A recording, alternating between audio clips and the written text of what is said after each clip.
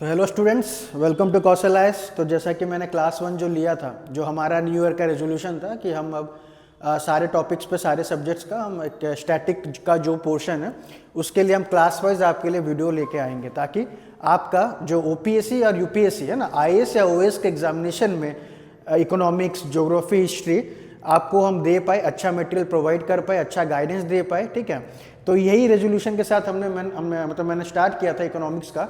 जो पहला क्लास था मेरा मनी बैंकिंग, अगर आपने वो क्लास देखा नहीं है तो उसका लिंक मैं डिस्क्रिप्शन बॉक्स में डाल दूंगा, आप वो देख सकते हैं। तो आज जो है वो क्लास 2 है, मनी बैंकिंग का कंटिन्यूएशन करेंगे।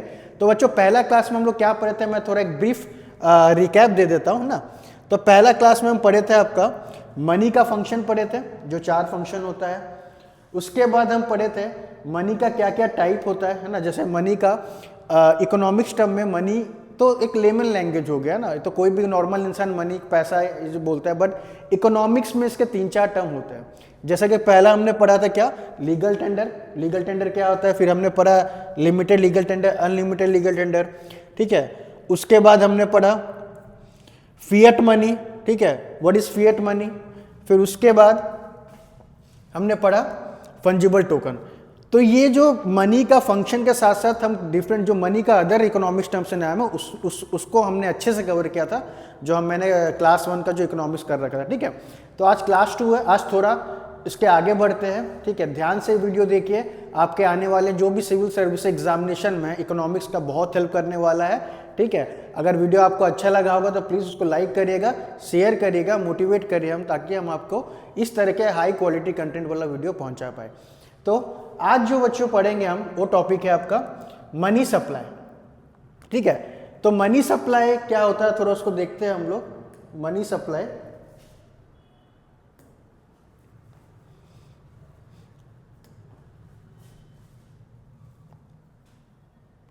ठीक है, तो आज जो पढ़ेंगे हम मनी सप्लाई करते हैं, मनी सप्लाई। ठीक है, तो मनी सप्लाई बच्चों क्या होता है, जो जितना भी मार्केट में, सपोज अगर हम इसको इंडिया कंसीडर करते हैं, ठीक है, हालांकि मैप इंडिया का नहीं है, बट इसको हम अगर इंडिया कंसीडर करते हैं, इंडियन इकोनॉमी अगर कंसीडर करते हैं, ठीक है, तो जितना भी पैसा सर्कुलेट हो रहा है मार्केट में, ठीक है, उसको हम क्या बोलेंगे, मनी सप्लाई। तो money supply is the circulation of money with the public. ठीक है, जितना भी मार्केट में, मार्केट सपोज पूरा इंडिया में जितना भी मनी सर्कुलेट हो रहा है, ठीक है, जो money circulate in the market, उसको हम बोलेंगे क्या, मनी सप्लाई। सिंपल सा वर्ड है, money supply is what ever amount of money is being circulating in the economy, है ना। पर्सन टू पर्सन एक्सचेंज हो रहा है, पर्सन के पास में है। ठीक है, जैसे आपका पर्सन के हाथ में कितना पैसा है, इन हैंड उसके पास कितना पैसा है, ठीक है, उसके बाद उसके अकाउंट में कितना पैसा है, बैंक अकाउंट उसमें कैसा कितना पैसा है, प्लस वो ट्रेड कर रहा है दूसरे से पैसा देके। तो कुछ भी जो मनी जितना भी इकोनॉमी में सर्कुलेट हो रहा है, ये तो मैंने एक इंडिविजुअल के लिए कहा, ठीक है, ऐसा करके जितना भी पॉपुलेशन सबका इंडिविजुअल को अगर हम जोड़ देते हैं तो उसको हम क्या बोलेंगे बच्चों, मनी सप्लाई। तो सिंपल में money supply nothing but currency in circulation और मनी इन सर्कुलेशन। ठीक है, जितना भी सर्कुलेट हो रहा है पैसा इकोनॉमी में। जैसे मैं इसका एग्जांपल दे देता हूं, सपोज एक पर्सन है ए, ठीक है, मनी सप्लाई का पर्सन इज ए, तो ये कहाँ का पैसा रख सकता है अपना, आइदर ये इन हैंड में अपना सपोज पैसा रखा, इन हैंड में सपोज ये 500 रुपये रखा, ठीक है, हाथ में अपना, और ये बैंक अकाउंट में, सेम पर्सन बैंक अकाउंट में अपना रखा हुआ है 1000 रुपये। ठीक है, इसको अच्छे से समझिए, पर्सन क्या है, पर्सन इज ए, अपने हाथ में रखा कितना 500 रुपया, और बैंक अकाउंट में रखा कितना 1000 रुपया। तो इसके लिए मनी सप्लाई क्या होगा बच्चों, याद रखना, money supply for person A will be just 500 + 1000, that is 1500 रुपये। ठीक है, अगर इकोनॉमी में एक ही पर्सन है, पर्सन ए, ठीक है, तो मनी सप्लाई कितना बोलेंगे हम, जितना सर्कुलेट हो रहा है 500 + 1000। ऐसे ही करके बी होगा, सी होगा, डी होगा, तो सबको हम सम कर देंगे। ठीक है, सपोज बी के पास टोटल 2000 रुपया हुआ, सी के पास टोटल 1000 रुपया हुआ, डी के पास 5000 रुपया हुआ, इस टाइप से। तो अगर टोटल मनी सप्लाई अगर पूछेगा आपसे तो क्या होगा, टोटल इकोनॉमी में अगर 4 लोग हैं, ए + बी + सी + डी, इतना करके आप कर देंगे, दैट इज 1500 + 2000 + 1000 + 5000 जितना कितना हो रहा है 5 6 7 8 5 6 7 8 9 9,500 रुपये will be total money supply. ठीक है, तो इससे ये बच्चों याद रखो। अब यूपीएससी में इसके लिए 2 क्वेश्चन बैक टू बैक पूछा, सेम क्वेश्चन दोनों 2 साल लगातार बैक टू बैक पूछा था। ठीक है, क्वेश्चन क्या पूछा था बच्चों, देखो ध्यान से सुनो, इसको कमेंट बॉक्स पे आंसर करना, फिर उसका मैं समझाऊंगा। क्वेश्चन था इफ अ पर्सन एक्स, ठीक है, if a person X withdraws 1 lakh rupee, ठीक है, पर्सन एक्स था withdraws 1 lakh rupee from his bank account, ठीक है, फ्रॉम हिज बैंक अकाउंट। तो पूछा था what will be the impact on money supply. तो पहला ऑप्शन था money supply will increase by 1 lakh, ये पहला ऑप्शन दिया था। दूसरा क्या था, money supply will decrease by 1 lakh, या फिर था money supply will remain constant. ये लास्ट ऑप्शन था आपका नन ऑफ द अबव। ठीक है, तो वीडियो पॉज करके थोड़ा इसको आंसर करिए। ठीक है, क्या होगा इसका आंसर, ये यूपीएससी में लगातार 2 साल पूछा गया है। ठीक है, 2022-23 में लगातार ये पूछा गया, सेम क्वेश्चन पूछा है कि अगर पर्सन एक्स है, अगर विड्रॉ कर लेता है 1 लाख रुपए अपने बैंक अकाउंट से, तो मनी सप्लाई में क्या इंपैक्ट होगा। ठीक है, कमेंट बॉक्स पे आप कमेंट करिए। तो इसका जो आंसर है बच्चों, इसका होगा money supply will remain constant. क्यों कांस्टेंट है, मनी सप्लाई का क्या था, देखो अगर एक पर्सन है, क्या टोटल मनी सप्लाई क्या है, इसका हाथ में कितना पैसा है प्लस इसके बैंक अकाउंट में कितना पैसा है, वो अगर मिला देंगे तो हमें क्या देगा, मनी सप्लाई देगा। तो सिमिलरली यहाँ पे देखो पर्सन एक्स है, ठीक है, कितना विड्रॉ किया, 1 लाख रुपए विड्रॉ किया बैंक अकाउंट से। ठीक है, तो अगर 1 लाख रुपए विड्रॉ करा बैंक अकाउंट से, सपोज पर्सन एक्स के हाथ में फॉर एग्जाम्पल 1000 रुपया होगा। ठीक है, वो विड्रॉ कितना किया बैंक से विड्रॉ कर लिया वो 1 लाख रुपया। ठीक है, तो मनी सप्लाई कितना होगा, उसका हाथ में टोटल कर लो तो 1,10,000 रुपया हुआ। बट इसमें यह जानने की बात है मनी सप्लाई कांस्टेंट क्या रहेगा, कुछ नहीं, वो क्या बैंक अकाउंट से लेके अपने पास ही रख लिया। मनी सप्लाई में क्या इंपैक्ट होगा, उसको जो बैंक अकाउंट में था, क्योंकि बैंक अकाउंट में रहे पैसा और उसका हाथ में रहे, दोनों तो सेम ही हुआ ना, तो इसलिए आपका ये money supply will remain constant. वो पर्सन क्या किया, कुछ नहीं किया, पैसे अपने बैंक अकाउंट से लेके अपने हाथ में रख लिया, बस उतना ही किया, कुछ खर्च, तो इसलिए मनी सप्लाई क्या हो गया, विल रिमेन कांस्टेंट। ठीक है, तो इसका आंसर ये होगा, वेरी इंपॉर्टेंट क्वेश्चन, इसको आप देखेंगे। उसके बाद आप पढ़ेंगे टूल्स, फिर आते हैं हम next, tools to measure money supply. ठीक है, मनी सप्लाई के लिए टूल क्या क्या है वो देखते हैं हम। तो मनी सप्लाई का जो टूल है बच्चों, उसको हम M0, M1, M2, M3 and M4। ठीक है, तो ये टॉपिक रहेगा हमारा M0, M1, M2, M3, M4। ठीक है, ये टूल्स हमारे पास है जो कि जिससे हम मनी सप्लाई इकोनॉमी में मेजर करते हैं। ठीक है, तो M0 बच्चों क्या होता है, आई होप ये आपको समझ आ गया होगा ये क्वेश्चन, है ना, कि पर्सन एक्स अगर विड्रॉ करता है तो कितना होगा, money supply will remain constant.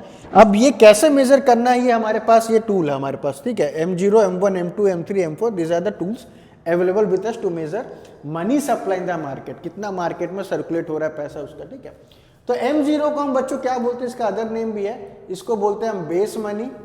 ठीक है, या फिर बोलते हैं हाई पावर्ड मनी, दोनों एक ही है। ठीक है, बेस मनी या हाई पावर्ड मनी। ठीक है, M1 ये आपको थोड़ा फॉर्मूला रखना पड़ेगा, मतलब याद करना पड़ेगा। इससे जो क्वेश्चन आया मैं बताऊंगा, यूपीएससी कैसे क्वेश्चन पूछा था, और ओपीएससी उड़ीसा स्टेट जो होता है ना, उड़ीसा एडमिनिस्ट्रेटिव सर्विस, वो कैसे क्वेश्चन पूछा था। तो देखिए पहले फॉर्मूला देखिए क्या होता है। तो M0 को हम क्या बोलेंगे, बेस मनी बोलते हैं, या फिर उसको हाई पावर्ड मनी बोल सकते हैं। M1 को आप क्या बोल सकते हैं, M1 को इसका फॉर्मूला है आपका करेंसी इन सर्कुलेशन। ठीक है, currency in circulation plus demand deposit. इसका मैं स्लाइड दिखा दूंगा आपको, अभी ऐसे लिख दे रहा हूं मैं, currency in circulation plus demand deposit. M2 का आपका होगा M1 plus post office saving, M1 plus post office saving. M3 का आपका होगा M1 प्लस टाइम डिपॉजिट्स। ठीक है, M4 का क्या होगा, M3 plus post office savings. ठीक है, तो ये जो चार्ट है इसको दिखा देता हूं, जो मैं लिख लिया हूं। M0 क्या बोलते हैं बच्चों, बेस मनी बोलेंगे या इसको हाई पार्ट मनी बोलेंगे। M1 का क्या है, currency in circulation plus demand deposit. M2 क्या होगा, M1 plus post office saving M1, और M3 होगा आपका M1 plus time deposit, M4 होगा आपका M3 plus post office saving. ठीक है, अब इसमें देखो क्वेश्चन कैसे पूछता है आपको, जो यहाँ पे मैंने देख रखा है। ठीक है, सेम है जो मैं लिखा हूँ, M0, M1, M2, M3 and M4। M0 में क्या बेसिकली सब कुछ आ जाएगा। ठीक है, बेस मनी जो हाई पार्ट मनी वो सब कुछ आ जाएगा। इसमें आपको याद रखना है दो चीज। ठीक है, इसमें आपको दो चीज याद रखना है। पहला तो हम डिमांड डिपॉजिट में क्या डिफरेंस है, और ठीक है डिमांड डिपॉजिट यहाँ पे और टाइम डिपॉजिट। ठीक है, ये दो चीज अगर समझ जाएंगे फिर उसके बाद हम आगे बढ़ते हैं। तो जो ओपीएससी में जैसा क्वेश्चन आया था मैं बता देता हूँ। ओपीएससी में क्या आता है, थोड़ा फैक्चुअल क्वेश्चन आता है ना। ओपीएससी ने पूछा था इस चार्ट से कि ये मनी सप्लाई जो टूल है इनमें से कौन सा टूल में पोस्ट ऑफिस का जिक्र किया गया, पोस्ट ऑफिस का कंपोनेंट है। तो अगर आप ये फॉर्मूला या फिर ये पता होगा आपको, तो देखिए पोस्ट ऑफिस एक यहाँ पे है, M2 में एक पोस्ट ऑफिस का है और एक M4 में आपका है ना। यहाँ पे पोस्ट ऑफिस डिपॉजिट है और यहाँ पे पोस्ट ऑफिस डिपॉजिट है। तो ये आपका उड़ीसा सिविल सर्विस में पूछा गया था, ये भी 2 बार लगातार पूछा गया था कि किस मनी सप्लाई टूल में, ठीक है टूल, उसमें जहाँ पोस्ट ऑफिस का जिक्र किया गया है। तो यहाँ डायरेक्ट आपको आंसर में अगर आप इसको फॉर्मूला करके गए होंगे, याद करके गए होंगे, तो इजी से हो जाएगा आपका कि M2 में, ठीक है M2 और M4 में क्या लिखा हुआ बच्चों, पोस्ट ऑफिस सेविंग का कंपोनेंट जुड़ा हुआ है। ठीक है, अब ये तो ओपीएससी का सिंपल हो गया। ओपीएससी में तो ऑब्वियसली थोड़ा फैक्चुअल आता है। यूपीएससी किस टाइप से पूछता है, ठीक है। यूपीएससी इसको क्या करेगा, उससे लिए पहले मैं आपको समझाना चाहूंगा कि डिमांड डिपॉजिट क्या होता है और टाइम डिपॉजिट क्या होता है। ठीक है, इसको समझने के बाद हम यूपीएससी का क्वेश्चन कर पाएंगे इजीली। ठीक है, एक तरफ आप लिखो, देखो एक होता है डिमांड डिपॉजिट, ठीक है, और दूसरा होता है आपके पास टाइम डिपॉजिट। तो डिमांड डिपॉजिट बच्चों क्या होता है, जैसे जो नॉर्मल जो पर्सन जो बैंक अकाउंट में पैसा रखता है, ठीक है, सपोज एसबीआई में उसका अकाउंट है, तो अगर नॉर्मल जो पर्सन अगर एसबीआई में कुछ पैसा रखता है तो वो क्या होता है, उसमें जाएगा वो डिमांड डिपॉजिट। ठीक है, इसको डिमांड डिपॉजिट इसलिए कहते हैं क्योंकि वो person on his demand bank से या एटीएम से कभी भी पैसा निकाल सकता है ना। एटीएम कार्ड देते हो लोग, तो 24/7 on that demand the person can withdraw money from the bank. अगर वो अपने अकाउंट में, अगर सपोज उसका एसबीआई अकाउंट है, अगर वो 10,000 रुपये रखा हुआ अपने अकाउंट में, तो ऑन इस डिमांड जब बैंक आवर्स में वो जब जाएगा तो बैंक से पैसा ले सकता है, या फिर उसके पास एटीएम कार्ड होगा 24/7 कहीं एटीएम मशीन से विड्रॉ कर सकता है। तो ऑन इस demand he can withdraw any time, ठीक है, एनी मोमेंट। इसलिए हम उसको, उस डिपॉजिट को क्या बोलते हैं, डिमांड डिपॉजिट। ये दो टाइप का होता है डिमांड डिपॉजिट। क्या होता है, एक होता है सेविंग अकाउंट और दूसरा होता है आपका करंट अकाउंट। ठीक है, जब भी आप एटीएम गए होंगे बच्चों तो ये मार्क करना, पैसा निकालते हुए आपको पूछता है कि कौन सा अकाउंट से पैसा निकालना है, सेविंग अकाउंट और करंट अकाउंट, फिर आप चूज करते होंगे। तो ये जो दो अकाउंट हो, किस टाइप का अकाउंट है, वो है डिमांड डिपॉजिट का अकाउंट। टाइम डिपॉजिट बच्चों क्या होता है, ये टाइम डिपॉजिट होता है, ये आपका, जैसे एग्जाम्पल आपको बेटर समझ आ जाएगा। एग्जाम्पल आपका फिक्स डिपॉजिट है, ठीक है, आपका रिकरिंग डिपॉजिट है। तो ये दोनों होता है आपका एफडी और आरडी जो बोलते हैं ना, ये आपका टाइम डिपॉजिट हो गया। मतलब अगर आपने एफडी कराया होगा या आरडी कराया होगा तो आपका पैसा कुछ समय के लिए लॉक हो जाता है। जैसे आपने एफडी करा लिया 5 साल के लिए, ठीक है, एफडी कराया आपने 5 साल के लिए, और आप अगले साल 1 साल बाद जाओगे, मुझे मेरा पैसा चाहिए। सपोज 5 लाख का आपने एफडी करा लिया, 5 लाख का एफडी कराया फॉर 5 ईयर्स। आप बोलोगे अगले साल ही जाओगे, बोलेगा सर मुझे पैसा चाहिए, तो देगा? नहीं देगा, क्योंकि आपका जो पैसा है, जो पर्सन का जो पैसा है वो कितने साल के लिए लॉक्ड हो गया, 5 साल के लिए लॉक्ड हो गया। तो मतलब the person will not get his money on his demand. ठीक है, अगर वो डिमांड डिपॉजिट किया होता है बच्चों, तो वो कभी भी उसके डिमांड में पैसा विड्रॉ कर सकता था एटीएम से या बैंक से। बट अगर उसने टाइम डिपॉजिट किया है, जैसे फिक्स डिपॉजिट हुआ, रिकरिंग डिपॉजिट किया या कोई इन्वेस्टमेंट किया होगा, तो उसका लॉक इन पीरियड होता है। अगर लॉकिंग पीरियड से पहले पैसा नहीं निकाल सकता, ठीक है, तो इसलिए यहाँ इसको बोलते हैं time deposit, because for certain time के लिए वो पैसा उसका लॉक है, वो पैसा को छू नहीं सकता, निकाल नहीं सकता, है ना। फिर आता है इसमें लिक्विडिटी कंसेप्ट, कि कौन सा लिक्विड ज्यादा होता है, कौन सा डिपॉजिट लिक्विड ज्यादा होता है।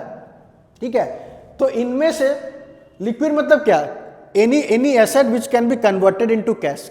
जितना जल्दी आपको मिल जाए पैसा, उसका लिक्विडिटी उतना ज्यादा होता है। तो डिमांड डिपॉजिट और टाइम डिपॉजिट में सबसे ज्यादा लिक्विड कौन सा होगा? ऑब्वियसली आपका डिमांड डिपॉजिट, इसका लिक्विडिटी ज्यादा होगा क्योंकि आप अपने डिमांड से कभी भी एटीएम से 24/7 आप पैसा ले सकते हैं। टाइम डिपॉजिट का लिक्विडिटी बहुत कम है क्योंकि पैसा आपका कुछ सर्टेन टाइम के लिए लॉक है, आप निकाल नहीं सकते पैसा। ठीक है, अब आते हैं कंसेप्ट पे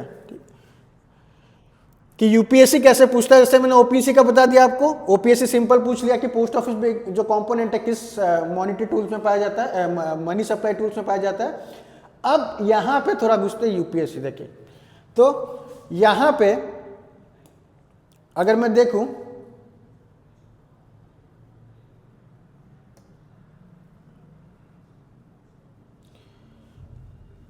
सबसे ज्यादा लिक्विड जो होगा M0 M1, ठीक है,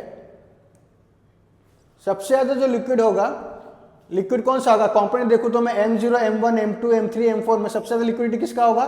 सबसे ज्यादा लिक्विडिटी आपका होगा M0 का। ठीक है, क्योंकि देखो इसमें क्या है, सारा कैश ही है, करेंसी इन सर्कुलेशन। ठीक है, एक मिनट इसका पेन चेंज कर देता हूं। ठीक है, यहां पे देखो करेंसी इन सर्कुलेशन है प्लस बैंक का डिपॉजिट तो आरबीआई है प्लस अदर डिपॉजिट आरबीआई, तो यहाँ पे पूरा कैश सिस्टम है, यहाँ पे टाइम डिपॉजिट कंपोनेंट नहीं है। तो M0 आपका क्या होगा? सबसे ज्यादा हाईएस्ट इसका लिक्विडिटी रहेगा। ठीक है, M1 में क्या कंपोनेंट था बच्चों? M1 में था करेंसी विद पब्लिक प्लस देखो यहाँ पे क्या लिखा हुआ, डिमांड डिपॉजिट। M2 अगर कंपेयर करेंगे यहाँ पे क्या है, M1 plus post office saving. तो M1 का डिपॉजिट, इसका जो लिक्विडिटी है ये सेकेंड नंबर पे आपका आ जाएगा। M2 का जो लिक्विडिटी है वो आपका थर्ड नंबर में आएगा।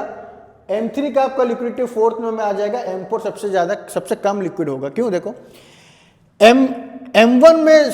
M1 में आपका क्या कंपोनेंट यूज हुआ है? डिमांड डिपॉजिट, इसका मैंने बताया था लिक्विडिटी ज्यादा है। अब आप पूछोगे कि सर M2 का लिक्विडिटी M1 से क्यों कम हुआ? M2 का लिक्विडिटी M1 से इसलिए कम हुआ क्योंकि M2 में कंपोनेंट क्या है? Post office saving bank. ठीक है, तो जब कोई पैसा पोस्ट ऑफिस, जैसे आप जानते हो कि पोस्ट ऑफिस में लोग डिपॉजिट करते हैं, तो अगर कोई पैसा पोस्ट ऑफिस में डिपॉजिट करता है ना, तो एक पैसा निकालने का सर्टेन रेस्ट्रिक्शन आ जाता है। क्या? कि आप पोस्ट ऑफिस जाके ही विड्रॉ कर पाएंगे। ठीक है, या फिर वो लोग अभी आजकल तो उन्होंने एटीएम फैसिलिटी यूज कर दिया गया है। तो बहुत पहले क्या था, बहुत सारे पोस्ट ऑफिस में, जो इंडियन पोस्ट ऑफिस हो गया आपका, उसमें इंटरनेट बैंकिंग फैसिलिटी ज़्यादा नहीं रहता है। ठीक है, मैक्सिमम लोग वहाँ पर जाएंगे पोस्ट ऑफिस में, जाके पैसा निकालेंगे। और आपका जो नॉर्मल जो बैंक अकाउंट होता है, नॉर्मल जो डिपॉजिट होता है, आपका इंटरनेट बैंकिंग फैसिलिटी होता है, IMPS होता है, मोबाइल बैंकिंग हो गया। तो पोस्ट ऑफिस में भी ऐसा फैसिलिटीज अभी तक आया नहीं है। ठीक है, बहुत कम जगह इंप्लीमेंट हुआ है क्योंकि पोस्ट ऑफिस क्या रूरल एरियाज में होता है, वहाँ तो नेटवर्क कनेक्टिविटी भी नहीं रहता, इंटरनेट कनेक्शन नहीं रहता, तो मोबाइल बैंकिंग कैसे कर पाएंगे। इसलिए पोस्ट ऑफिस में जो पैसा डिपॉजिट करते हैं ना, उसको कैश मिलना थोड़ा दिक्कत होता है। इसलिए M2 का जो लिक्विडिटी होगा वो M1 से थोड़ा कम होगा। फिर M3 का क्यों इन दोनों से कम होगा? M3 में जो कंपोनेंट यूज हुआ है क्या है? Time deposit. तो जहां पर टाइम डिपॉजिट होगा तो ऑब्वियसली उसका लिक्विडिटी कम ही रहेगा, क्योंकि टाइम डिपॉजिट में अगर आप पैसा डिपॉजिट किए हैं तो आपको पैसा बहुत दिन के बाद मिलेगा, क्योंकि कुछ सर्टेन पीरियड के लिए लॉक हो जाता है। ठीक है, और M4 में क्या है?